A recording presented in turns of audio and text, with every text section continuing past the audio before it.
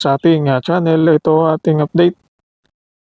Ito na naman, Papa Edo, nagbigay ng saloobin, pahayag sa naging, sinabi ni, Gwapa, Lady B sa RTIA.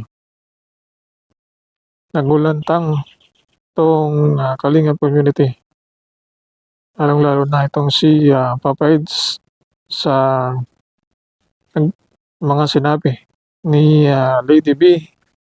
Yun po si RTIA, Rapid Tulpo in Action. At, doon niya nabanggit kanyang pangalan at, napahiya 'tong si Papa Eds. Bago pa man noon ay, na-trigger na 'tong si, Beyonce ng time na yon na gusto niya na sumabog ang kanyang puso sa nagawa di umano ni, Papa Eds. Alam natin ano naman talaga ang totoong nangyari at, ito si, Papa Eds ay, gumawa ng hakbang upang makipag-ayos at, nabalitaan natin na siya ay, pumunta sa Taysan nakipagkita di umano 'to sa pamilya pang makipag-ayos at, mapag-usapan para mawala na yung hinanakit at, sa puso ng dalaga. Gayunpaman, nabalitaan din na pumunta sa kapitbahay kabila sila Red Shane at, Dr. Love itong si, Papa Eds. At, yun nga, kasi may sinabi si Red Shane sa kanyang vlog na kung maaari ay, lumuhod 'tong si, Papa Eds sa harap ni, Beyonce upang huwag makaawa, hingi ng tawad, aminin ang anuman ang mga kasalanan. Ito, nabalitaan na nakipagbati o nag-usap 'tong si, Papa Eds dito po sa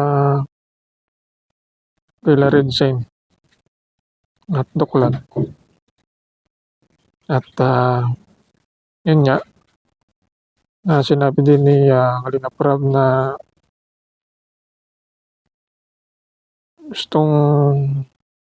itong ginawa ni, Red Shane kay Papa Edo ay, talagang hindi maganda, paninira. Pero nagkaroon ng kababaang loob 'tong si, Papa Eds at,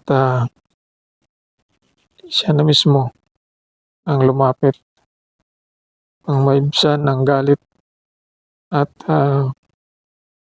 magkaroon na ng formal na pakikipagsundo. Ang galit sa puso ni Dalaga Beyonce na dala dun po sa RTIA. Pero dahil sa kabiguan ay, nagawa niya ito na hindi naman nagustuhan ng solid supporters ng Kalingap. Kaya itong karoon na siya ng channel pang payag ni ano ang kanyang mga saloobin at depensahan ng kanyang sarili. Pero sa RTI ay iba naman ang kanyang pahayag. Siya ay gusto ng katahimikan at sana naging last episode na yon sa RTI. Hindi pa rin maiwasan na magkaroon ng pagdududa yung iba. Bakit ang gawa kung pagganti, pagdamay sa buong kalingap na ipabura ang kanyang channel. Hindi maisip ni Kalingap Rap,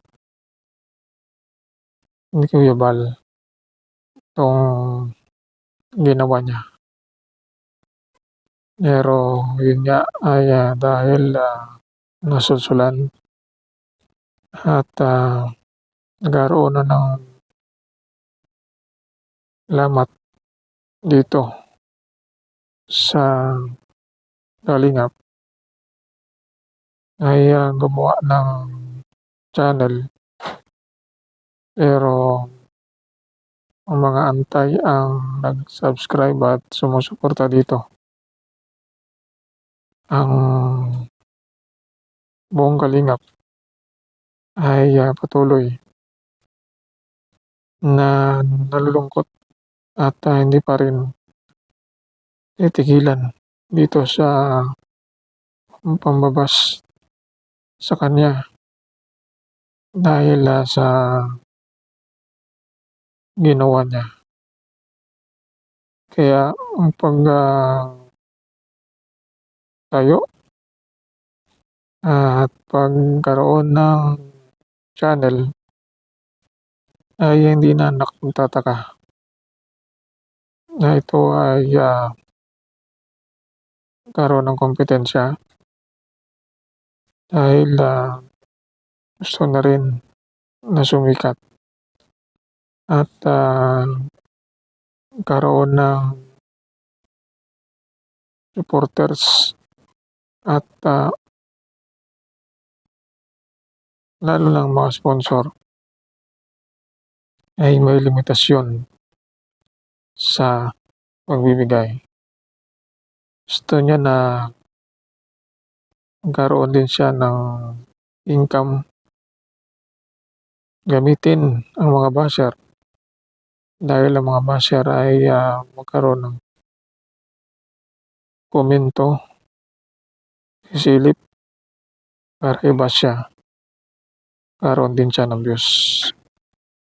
So ang ating update sa pagbisita Papa-Eds at pakipagkasundo doon po sa mga kalaban sa kabila.